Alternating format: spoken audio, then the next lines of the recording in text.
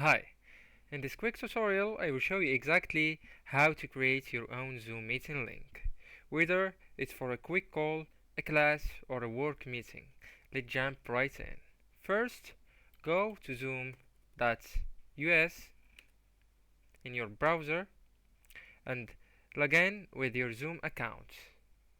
I'm already logged in, so um, you will find the icon of logging in right here in the top right corner.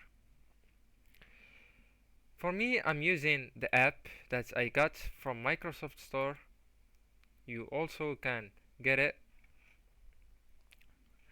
Anyways, once you are logged in, head to this icon, this one, and click on schedule. Now, give your meeting a name, like my meeting. Pick the date and time,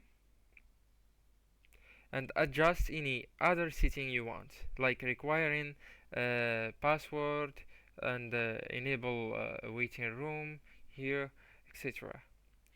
When you're done, click the blue save button. On the next page you will see join URL. This is your meeting link. Let's get right into it. That's it. Join Zoom meeting.